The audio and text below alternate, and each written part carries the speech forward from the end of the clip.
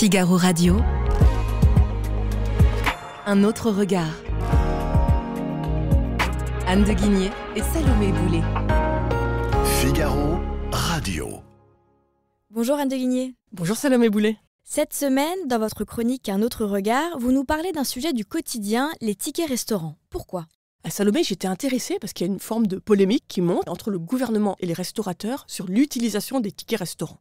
Vous savez, depuis le Covid, on a le droit d'utiliser ces fameux tickets restaurants pour faire des courses en magasin, pour acheter de l'alimentaire. Or, les restaurateurs sont furieux. Ils veulent évidemment que les tickets restaurants reviennent, financer exclusivement les restaurants. Mais il semblerait que le gouvernement s'apprête à prolonger cette souplesse, cette autorisation d'aller dans les magasins avec ces tickets. Donc Thierry Marx, qui est le président du lobby des restaurateurs, a qualifié cette option de scandale la semaine dernière. La grande distribution n'a pas besoin de nous pour faire de la marge, s'est-il même offusqué. Parce que cette souplesse avait été prolongée une première fois en raison de l'inflation, donc jusqu'à la fin de l'année. Et donc là, ça semble quasiment certain que le gouvernement va le prolonger une fois de plus, peut-être pour 1 ou 2 ans. Et combien de personnes bénéficient de ce système aujourd'hui ? Alors Salomé, c'est une bonne question, parce que les tickets restaurants, ce n'est pas tous les Français, mais quand même beaucoup de Français. Plus de 5 millions de salariés ont un système de tickets restaurants, vous savez, donc soit c'est sous forme de carte ou de tickets, il y a 1000 et une façons, et plus de 5 millions de salariés. Et derrière, vous avez 9 milliards d'euros de dépenses. Donc 9 milliards, c'est énorme. 9 milliards donc, qui se répartissent maintenant, donc très majoritairement les restaurants ou les boulangeries où on peut acheter donc, ses repas. Et puis 800 millions qui sont partis de chez les commerces, à la fureur donc, des restaurateurs, c'est 800 millions. Et ce qui est intéressant, c'est que les Français adorent leurs tickets restaurants.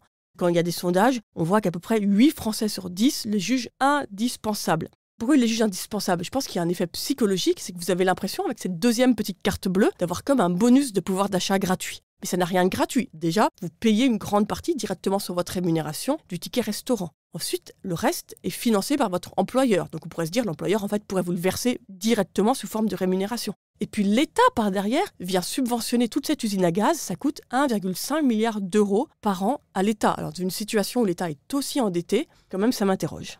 Je comprends vos interrogations, Anne, mais malgré tout, à l'époque, les tickets restaurants représentaient une grande avancée sociale, non ? Non, c'est vrai, Salomé. Je pense qu'aujourd'hui, ils n'ont plus lieu d'être. Mais dans l'histoire du pays, les tickets restaurants ont été une vraie avancée sociale. Et avant les tickets restaurants, il y avait tout simplement la restauration d'entreprises. C'est une première loi de 1913 qui a obligé les entreprises à offrir un cadre de repas décent à leurs employés à une époque où une grande partie des Français avaient faim. Donc à l'époque, ce n'était pas du luxe, c'était vraiment important que les entreprises puissent assurer au moins un repas à peu près équilibré à leurs employés. Et j'ai retrouvé, vous savez, dans Le Bonheur des Dames, il y a une description assez savoureuse d'une cantine de l'époque, donc Le Bonheur des Dames d'Émile Zola, qui décrit l'expansion d'un très grand magasin à Paris. On est en 1883, avant la loi, donc le magasin quand même est un peu en avance, puisqu'il y a une cantine pour les salariés. Mais vous allez voir, ça donne pas forcément envie. Les employés, je cite Zola, restaient à l'anguille devant la table encombrée de vaisselle grasse. Ils roulaient des boulettes de mie de pain, revenaient sur les mêmes histoires, dans l'odeur de grillons qu'ils ne sentaient plus, et dans la chaleur d'étuve qui leur rougissait les oreilles. Les murs suaient, une asphyxie lente tombait de la voûte moisie. Bon, vous voyez, on pouvait réaliser des progrès sur la restauration collective. Et le système des tickets restaurants apparaît donc après-guerre.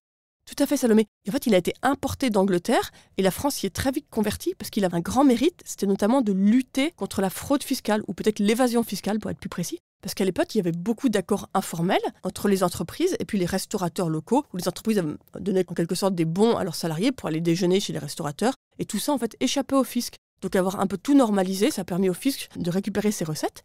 Mais je crois qu'aujourd'hui, ce n'est plus du tout le sujet. Aujourd'hui, donc, vous n'avez plus de sujet de fraude fiscale, vous n'avez pas tellement de sujet de grande pauvreté parmi les salariés. On sait que la pauvreté, c'est les chômeurs et les familles monoparentales. Donc dans les familles monoparentales, il peut y avoir bien sûr des salariés, mais je pense que ce serait plus intéressant de cibler tout cet argent vers ceux qui aujourd'hui souffrent directement de pauvreté, plutôt que l'éparpiller partout. Une grande partie des salariés n'en ont aucun besoin. Et je pense qu'une fois de plus, on peut dire que Tocqueville avait raison. Dès le début du 19e siècle, donc, il voit arriver cette idée d'État-providence et il écrit « Le gouvernement ayant pris la place de la providence, il est naturel que chacun l'invoque dans ses nécessités particulières. On lui reproche jusqu'à l'intempérie des saisons, écrit Cotteville, et même la valse des prix sur la carte des restaurants. Et on voit qu'il est très difficile, une fois que l'État-providence vous a offert une protection en plus, de revenir en arrière.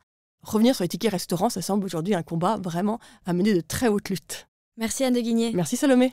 Je rappelle que l'on peut retrouver Un autre regard sur Figaro Radio, le site du Figaro et sur toutes les plateformes d'écoute. À bientôt. À bientôt.